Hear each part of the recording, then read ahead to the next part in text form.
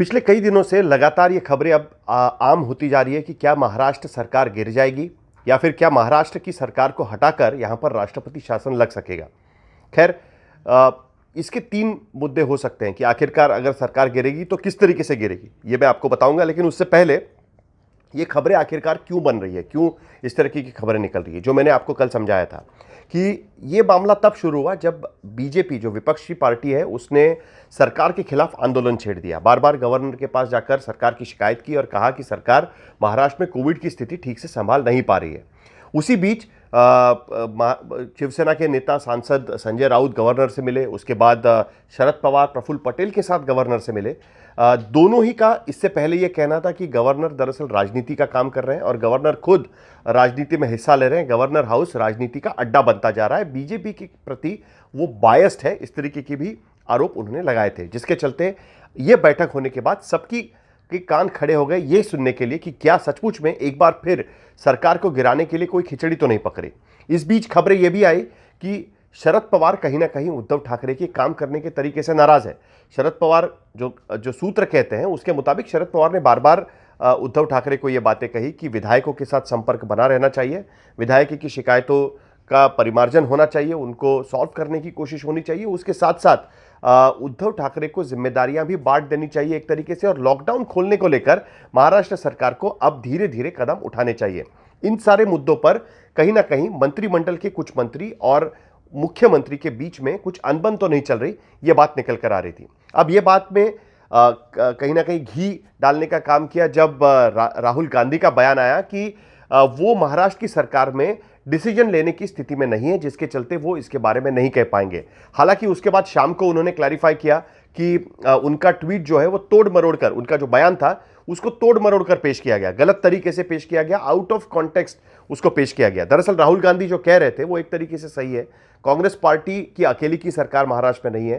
कांग्रेस ना ही मुख्यमंत्री है ना उनका उप मुख्यमंत्री है। कांग्रेस इस सरकार में शामिल है, उनके मंत्री इस सरकार में शामिल है।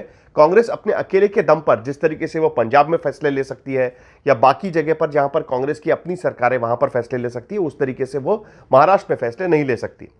लेकिन इसी सब चीज के चलते बार बार ये सवाल उठाए जा रहे हैं कि क्या महाराष्ट्र में सरकार गिर सकती है।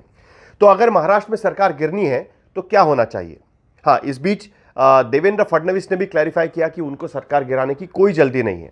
खैर, उनको जल्दी नहीं होगी, लेकिन फिर भी तीन उसमें चीजें हो सकती है। एक, या तो सीधे सीधे कांग्रेस या एनसीपी महाराष्ट्र की सरकार से अपना समर्थन वापस ले ले, उसके बाद सीधे ही सरकार गिर जाएगी। लेकिन इस वक्त वो स्थिति नहीं बनती नजर आ रही, क्योंकि जाहिर सी बात है तीनों पार्टियों का जो शत्रु पार्टी है या फिर जिसके खिलाफ वो है बीजेपी। अब बीजेपी के खिलाफ तीनों पार्टियां हैं, ऐसी कोई स्थिति नहीं है, ना कोई ऐसा चुनाव है कि जिसके चलते इस तरीके का फैसला हो सकता है।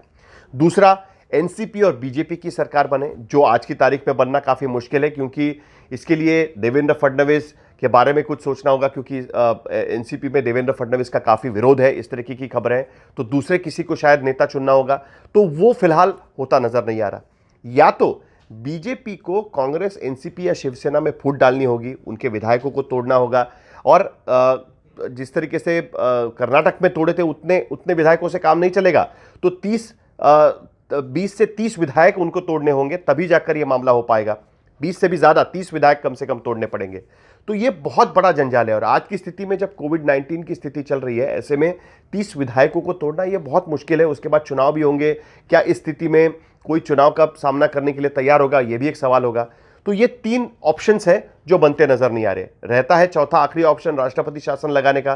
तो कई जानकार ये कह रहे हैं कि अगर महाराष्ट्र में आंकड़ों के आधार पर राष्ट्रपति शासन लगा दिया जाए तो बहुत सारे राज्यों में इस तरीके के सवाल उठेंगे। गुजरात में सवाल उठेंगे जहां पर मोर्टेलिटी रेट ज्यादा है, या मध्य प्रदेश जैसे वहां पर इंदौर जैसे शहर में मामले बढ़ रहे हैं, तो वहां पर भी ये सवाल कांग्रेस उठा सकती है। तो कहीं ना कहीं परमिटेशन कॉम्बिनेशंस हैं, बहुत सारी चीजें हैं, उसके चलते आज की स्थिति में कम से कम सरकार गिरेगी इस तरीके का माहौल नहीं बन रहा है। अब ये मीटिंग का सिलसिला क्या चल रहा है, तो दरअसल कोऑर्डिनेशन की जरूरत है। शरद पवार भी बोल चुके हैं, तो जाहिर सी बात है कि इस तरीके की मीटिंग्स अब ज्यादा होगी।